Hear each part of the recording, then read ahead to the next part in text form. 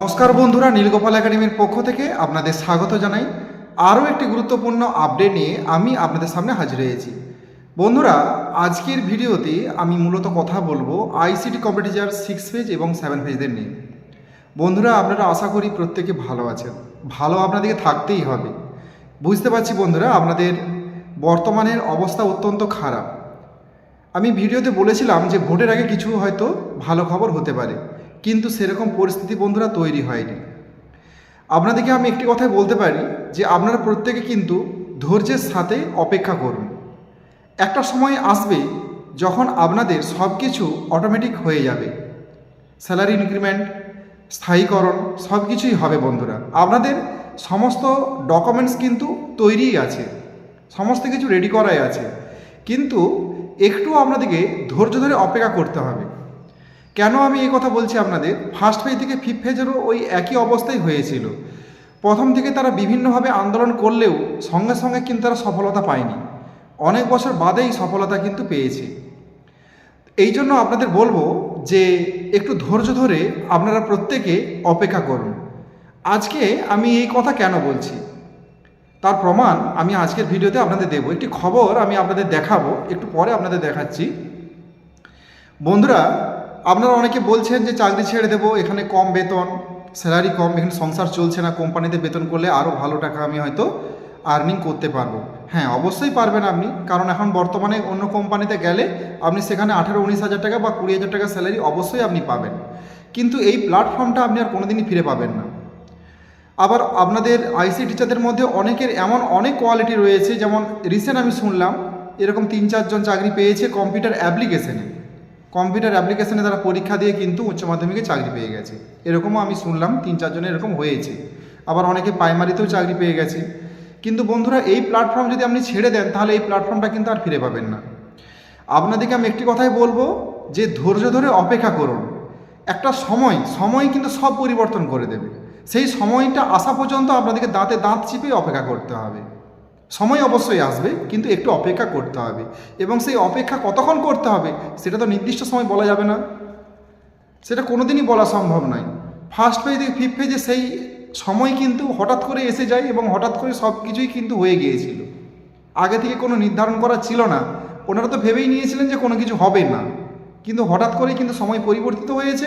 সরকার ভেবেছে যে নেওয়া উচিত, এবং দেখুন সরকারিকরণ হয়েছে, স্যালারি ইনক্রিমেন্ট যৎকিঞ্চিত যা হয়েছে সেরকম আপনাদেরও হবে।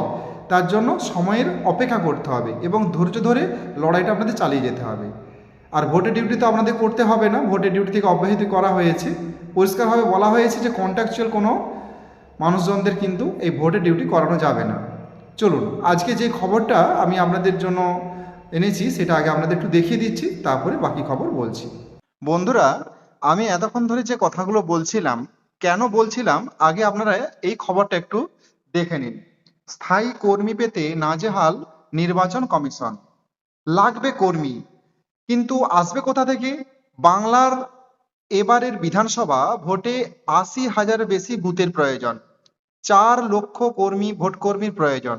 এছাড়া রিজার্ভ কর্মী এবং 294টি বিধানসভা কেন্দ্রে ভোটের দৈনন্দিন কাজ সামলানোর জন্য প্রয়োজন আরও অত্যন্ত 1 লক্ষ কর্মী। কিন্তু এই 5 লক্ষ কর্মীর মধ্যে অস্থায়ী চুক্তিভিত্তিক কর্মীদের যে কোনোভাবে ব্যবহার করা যাবে না, সেটা ইতিমধ্যে নির্বাচন কমিশন স্পষ্ট করে দিয়েছে। তাহলে এত বিপুল সংখ্যক স্থায়ী কেন্দ্রীয় ও রাজ্য সরকারি কর্মী মিলবে কোথা থেকে? কমিশনের পাশাপাশি রাজ্য প্রশাসনের কাছে এটা এখন সবচেয়ে বড় চিন্তার বিষয়। কেন্দ্রীয় ও রাজ্য সরকারি কর্মচারীদের পাশাপাশি স্কুল শিক্ষকদেরও ভোটের কাজে নিয়োগ করা হয়। এবার সম্ভাব্য কর্মী সংকটের কথা মাথায় রেখে কোথাও বিক্ষিপ্তভাবে অ্যাসোসিয়েট প্রফেসরদেরও ভোটে প্রশিক্ষণ দেওয়া শুরু হয়েছে, যা আগে কখনো হয়নি।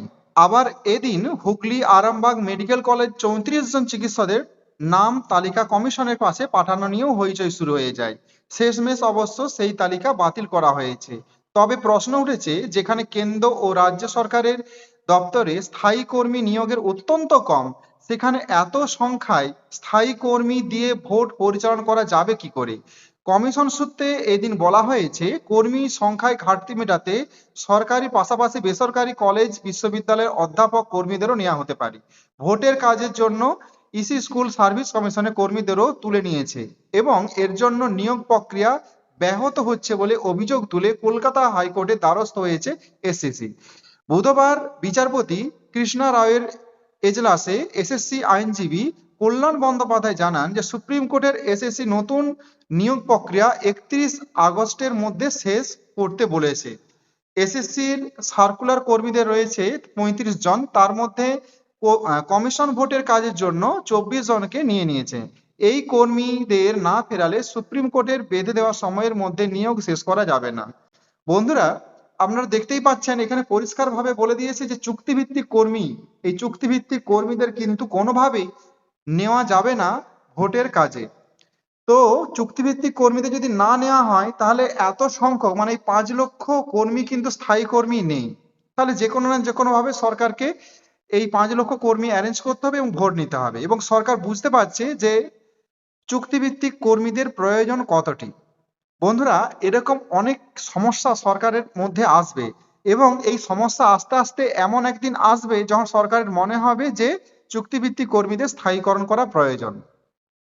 ততদিন পর্যন্ত আপনাদের একটু ধৈর্য ধরে অপেক্ষা করতে হবে। এমন একদিন আসবে যে আপনাদের স্থায়ীকরণ সবকিছুই হয়ে যাবে, কিন্তু একটু ধৈর্য ধরে বসতে হবে। আজ দেখতেই পাচ্ছেন সরকার কিভাবে একটা বেহাল দশাতে পড়েছে। তো এমন একদিন আসবে, খুব শীঘ্রই হয়তো সেটা আসবে, যে আপনাদের কিন্তু সরকারিকরণ হবে, স্থায়ীকরণ সবকিছুই হবে, কিন্তু একটু আপনাদের ধৈর্য ধরে অপেক্ষা করতে হবে। সো বন্ধুরা, আজ এই পর্যন্তই। দেখা হয় পরবর্তী নতুন কোনো ভিডিওতে নতুন কোনো টপিক নিয়ে। ততক্ষণ আপনারা প্রত্যেকে ভালো থাকুন, সুস্থ থাকুন। Best of luck.